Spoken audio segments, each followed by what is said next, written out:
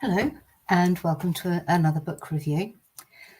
Rather than just concentrating on the new releases, Ness and I were chatting the other day, and we realised that we had independently bought several books over the last year or so that we had both really enjoyed. So this is the start of another little section of book reviews that are slightly older.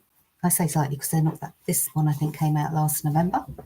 So the first one I'm going to talk about that both Ness and I have enjoyed is The Pagan Portals, The Norns, Weavers of Fate and Magic by Erisanya Moon. Lovely oversight to this subject. And what I particularly like about this is that, or the author in general, in fact, is that she doesn't dictate. This is her journey of how the Norns came into her life, how they are still in her life, and how she relates to them. And then she gives you the suggestions that she has used. So she's got meditations, she's got journaling.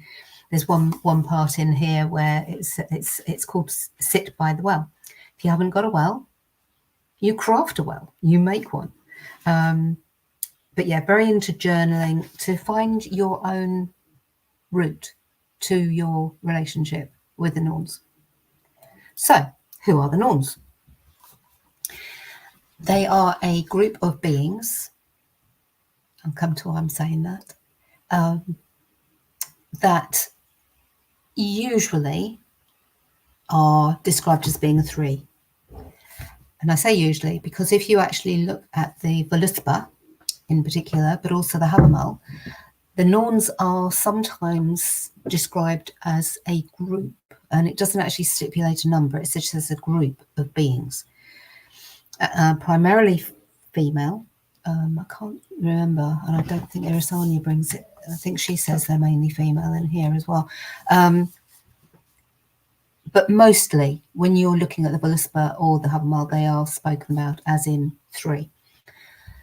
And you've got Erd, who is the past. You have Verdandi, who is the present, and you've got Skuld, who is the future.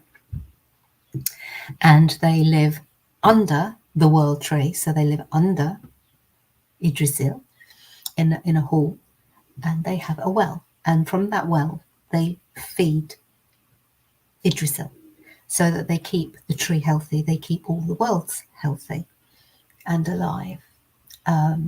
So yes, they have a really important part, not just the fact that they weave our fate, if you like. And they are a fascinating group, as much as anything, because they do not appear to be from any of the recognised beings of the Norse underworld. So they're not part of the Isia, they're not giants, they're not dwarves. They seem to be a group unto themselves, but they're not described, which I think is quite interesting and useful in a way, because it means that you can totally make your own relationship with them, which is what this author, Erisanya Moon, encourages you to do right from the very start of the book. So right at the very beginning, in the author's note, she says, "One thing I like to say in all of my books about deities is this: take what you will and leave the rest." This isn't an in-depth dive into who the Norns are. I would say that it's a very useful starting point for anybody that wants to know about them and start a relationship with them. I would also say that it would be useful for anybody that has had a relationship with them and feels that relationship's got a little bit stale, needs a little bit of a shake-up. What relationships don't? This would be useful for you as well, because of those suggestions, the meditations, the journaling, the crafting, the journeying. So there are 8 chapters altogether. So you start with meeting the Norns, and then it works through the myths, the Norse view of fate and destiny.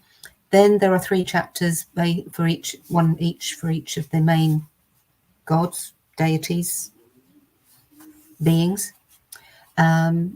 Then she goes on to cultivating relationship with them, and then meeting your personal Nornia. Now that's the plural for Norn. See, learned something.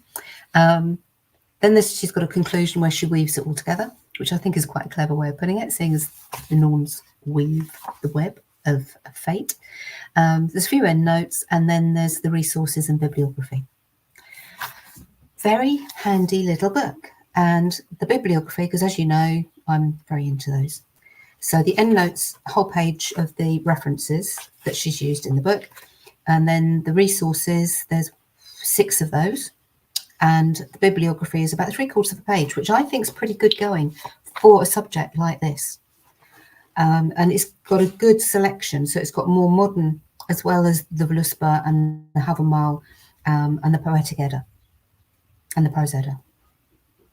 So it's got more, it's got those, and it's also got newer resources to have a look at. Both Ness and I thoroughly enjoyed this. So yeah, if you get it and you read it, put a comment. Let us know what you think.